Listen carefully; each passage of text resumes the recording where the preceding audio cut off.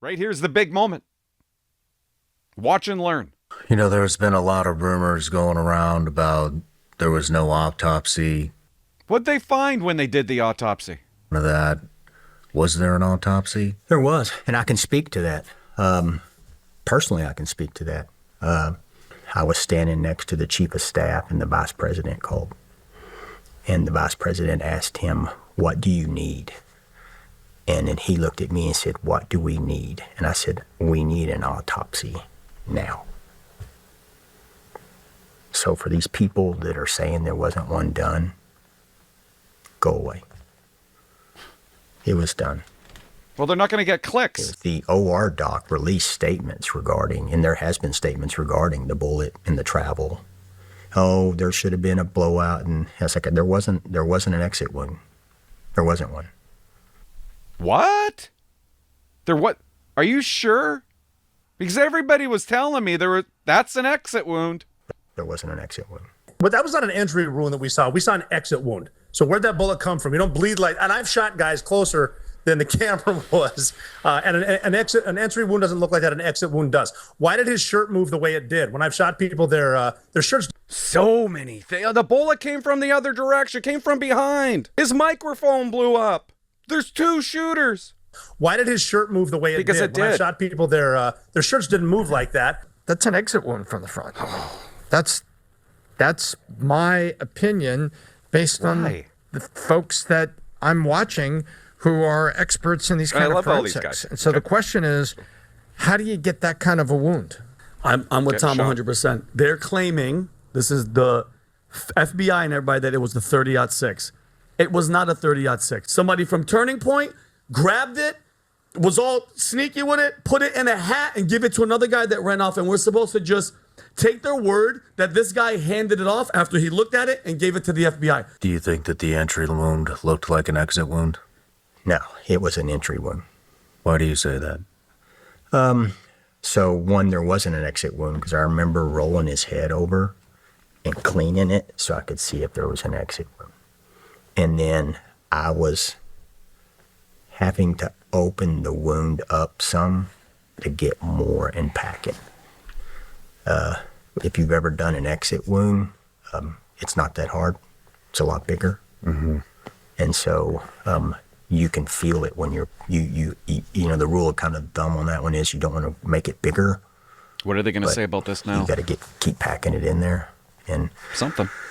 So, yeah, I've heard and seen them all. Like, there was a guy that said, you know, that the mic blew up and it was a bomb. How much money have they made off exploding microphone? Remember the exploding microphone conspiracy? The final theory for today, and I think this is maybe the most compelling theory, is that Charlie Kirk was wearing one of those microphones you have a mat underneath. So it's also a very, very compelling argument that it was his microphone pack underneath his shirt that blew up. So now he's kind of implying that this guy is clicking a detonator. That's very likely, isn't it? Yeah. But how would he know to time it with the rifle shot? Because the rifle was shot. Right. You got to coordinate that. Well, remember those guys giving those third baseman hand signals? Yes. Mm-hmm. Wasn't that okay? Do it. That could be. I'm just saying that could be. And that's actually the first time I watched that.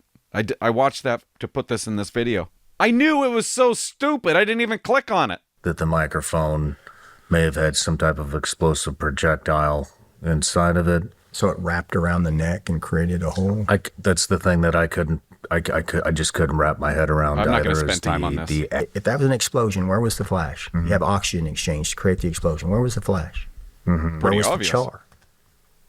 Mm-hmm. It was charless. Oh, yeah, I remember this. What did that person hand you? But, there was a lot of chatter on the internet that you took, I believe it was a female that handed you something. Handed me something? On camera. I believe it was you. That's Chrissy. Those are mints. That's she works there? She works there. Those are mints. No. Okay. Yeah, I put them in my pocket. She walks around and hands, so she hands out, she's an angel. She takes care of us. Guy who videoed himself took the SD card out, and they didn't even give the evidence to police. Take all the SD cards just in case, secure the footage and never reveal it to anyone but the feds, who have always been so trustworthy. And take it for the feds. It's called an investigation. It's called an exhibit. And they have it.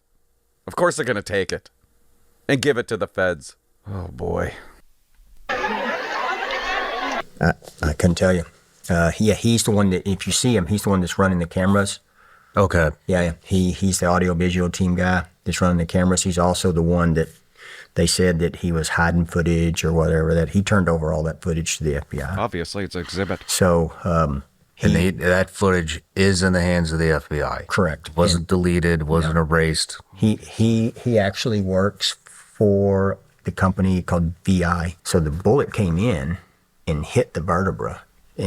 So it came in and then tore up everything in the wound cavity, hit the vertebra, crushed it, shattered it, turned, crushed the second one, turned, kept going down all the way. I think they said C6. Holy Yeah, it's like, why not put that info out?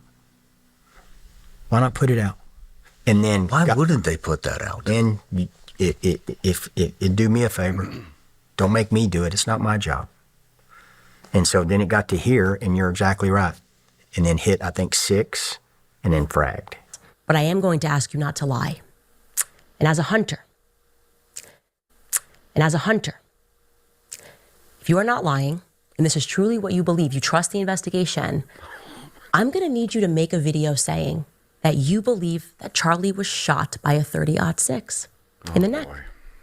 And that somehow, through the miracle of God, Charlie's neck stopped a 30-06. Not only stopped a 30-06, but was pretty much in good shape, not even destroyed. His neck was not even Do you think it was straight on?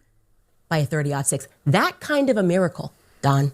I mean, look me in the eye and say, Candace, I really do think that Charlie, our friend, stopped a 30-06 with his neck, which stayed intact. When it goes to court and they say, we located the bullet inside of Charlie. This is what type of bullet it is. She's not going to believe it. It was planted. Yeah. It's like I'm sitting back here when people are saying we bombed him or there's a wound. I'm like, hey, if somebody would, from an official capacity, would just release that. And I don't see how that could jeopardize a fair trial for a guy. There you go. They got fragments of the bullet. After the shooting, did the suspect take the gun apart? I showed you this in an earlier video.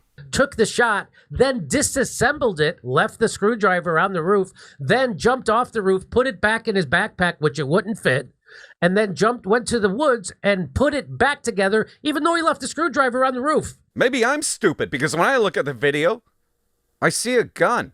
I see an object large enough to be a gun, okay? Wrapped in a towel. Nope, he took it apart. You can't take it apart. Aren't they saying that he took the rifle apart with a flathead screwdriver? And then it was reassembled when they found it, correct?